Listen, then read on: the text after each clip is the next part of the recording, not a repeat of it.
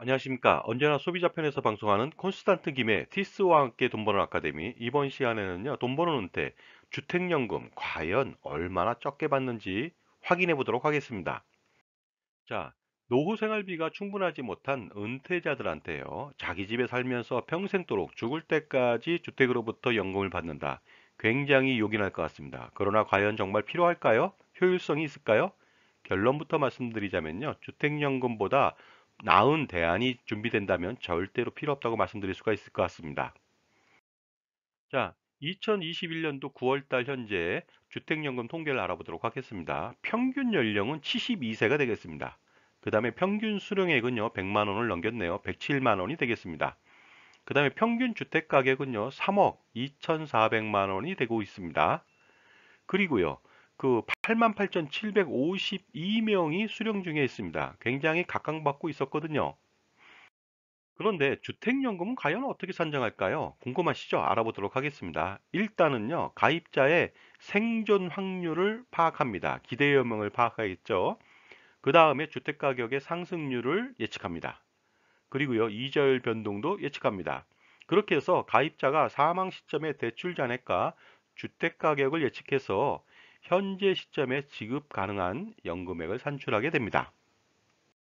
자, 주택연금이요. 자기 집에 살면서 자기 집을 담보로 해서 연금을 평생토록 지급하는 구조다 보니까 굉장히 편하거든요. 그리고 나중에 혹시라도 사망했을 때 주택가액과의 비교를 통해서 남는 돈이 있으면 상속인한테 돈을 또 줄 수도 있습니다. 이런 장점이 있는데 왜 주택연금 해지가 늘고 있을까요? 알아보도록 하겠습니다.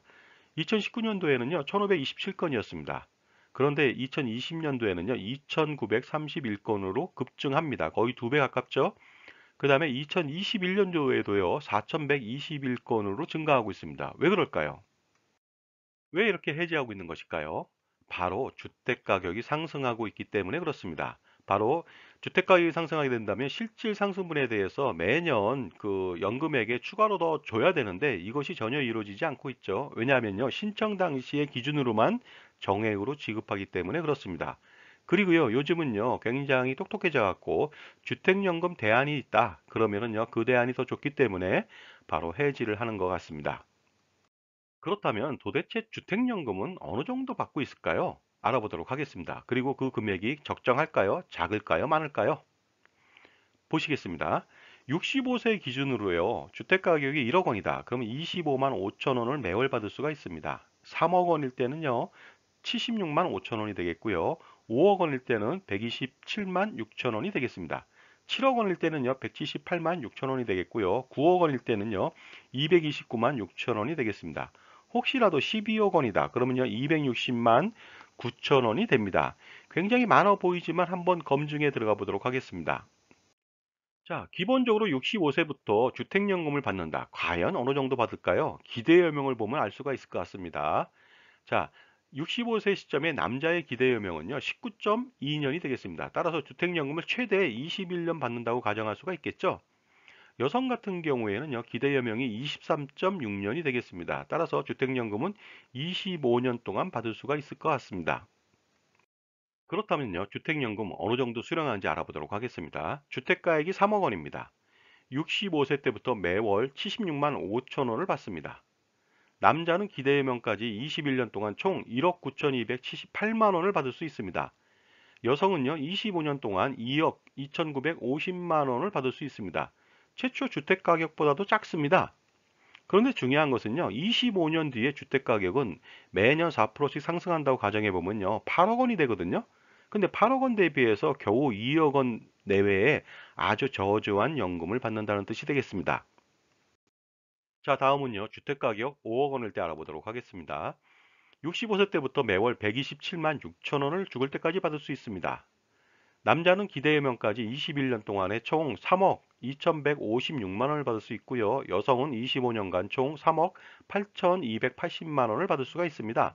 그런데 중요한 것은요, 5억 원짜리 주택 가격이 매년 4%씩 상승해서 25년 뒤에는 무려 13억 원이 됩니다. 그런데 13억 원 대비해서 겨우 4억 원도 안 되는 연금을 받고 있습니다. 굉장히 저조하죠?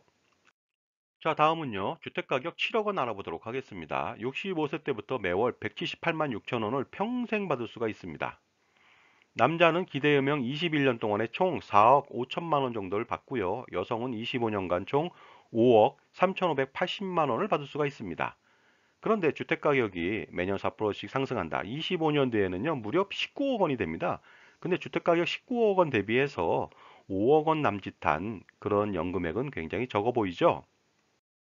자, 그 다음 주택가격 9억 원대도 알아보도록 할까요? 65세 때부터 매월 229만 6천 원을 평생 받을 수 있습니다. 남자는 21년 동안에 총 5억 7,860만 원 받을 수 있고요. 여성은 25년간에 6억 8,880만 원을 받을 수 있는데요. 마찬가지가 되겠습니다. 주택가의 9억 원짜리가요. 25년 뒤에는요. 무려 24억 원이 되는데 24억 원 대비해서 5억 원이나 6억 원 정도밖에 못 받는다는 것이죠. 자, 다음은요. 주택가격 12억 원일 때 마지막으로 알아보도록 하겠습니다. 65세 때부터 매월 260만 9천 원을 평생 연금 수령할 수가 있습니다. 그런데 남자는 기대연명까지 21년 동안에 총 6억 5,747만 원밖에 받지 못합니다. 여성은요, 25년간 7억 8,270만 원밖에 받지 못합니다. 주택가격 대비해서 절반 약간 상회하죠. 그러다 보니까 굉장히 작아 보입니다. 더 놀라운 것은요, 주택가격 12억 원짜리는 매년 4%씩 상승한다면 25년 뒤에는 32억 원이 됩니다. 32억 원짜리 미래가치 대비해서 6억, 7억 정도 받으니까 굉장히 저조하죠. 혹시라도 장수하는 경우도 있겠죠. 장수해봤자 별 차이는 없을 것 같습니다. 그런데 주택연금은 왜 이렇게 주택가격 대비해서 연금액이 저조할까요? 그것은 보증료하고 대출이자 때문에 그럴 수도 있습니다. 일단 보증료는요, 두 가지로 나누는데요. 초기 보증료라고 해서 주택가격의 1.5%를 뗍니다. 그리고요, 연보증료라고 해서 보증잔액 곱하기 매년 0.75%를 뗍니다. 그런데 놀라운 것은요, 이 보증 잔액이라고 하는 것이 매월 받는 월 지급금, 연금액이 되겠죠. 그 다음에 개별 인출금이 있으면 그것도 포함시킵니다. 그 다음에 보증료 있잖아요. 초기하고 연보증료. 여기에 대한 이자, 대출 이자까지도 다시 계산해서 그 연보증료를 뗀다는 것이죠. 그러다 보니까 어떻습니까? 그 연금액이 저조할 수밖에 없겠죠. 자, 제 정보가 만족스러우셨다면요. 구독과 좋아요 부탁드리겠습니다. 계속하겠습니다. 자, 이러한 주택연금의 문제점은 무엇일까요? 두 가지로 좀 볼 수 있을 것 같습니다. 첫 번째는요, 너무 보수적인 연금액을 책정했다. 너무 작다는 것이 되겠습니다. 그 다음에 주택가격이 상승하고 있는데 그 상승분에 대한 반영이 좀 미흡하다고 볼 수가 있습니다. 예를 들어서 2022년도에는요, 전년 대비해서 그 연금액이 0.7%밖에 증가하지 않았습니다. 왜 그럴까요? 주택가격은 굉장히 올랐는데도 불구하고. 그리고 이렇게 주택가격을 최초 신청 시에 반영했다고는 하나, 그리고 나서 나중에 상속했을 때 주택가격이 남으면 그것을 상속인한테 줄 수가 있다. 이런 장점이 있다고 하지만 사실상 상속 시 공매 등으로 제값을 받기는 힘듭니다.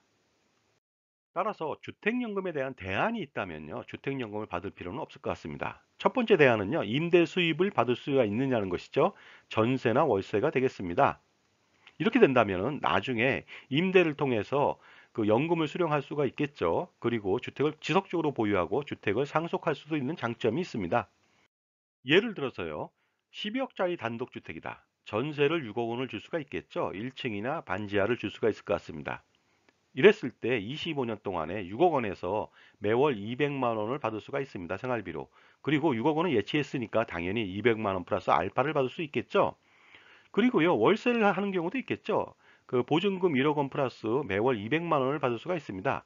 그러다 보니까 매월 200만 원 플러스 알파를 25년간 받을 수가 있겠죠.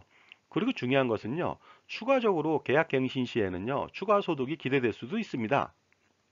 자, 다음 대안으로는요, 단독주택이 아니다. 그러면요, 전월세를 낼 수가 없겠죠. 이랬을 때는요, 예를 들어서 아파트다. 그러면 주택을 매도한 이후에 소형주택으로 이사 갈 수도 있습니다. 그렇게 된다면요, 그 매도 매수 차익으로 생활이 가능하고요. 나중에 소형주택에 대한 상속도 가능합니다. 예를 들어 보도록 하겠습니다. 12억짜리 아파트를 매각한 이후에 6억 원짜리 주택으로 이사합니다. 그러면 6억 원이 남겠죠. 거기에 대해서 예치한다면요. 25년간 매월 200만 원 플러스 알파의 노후 생활비를 받을 수가 있습니다.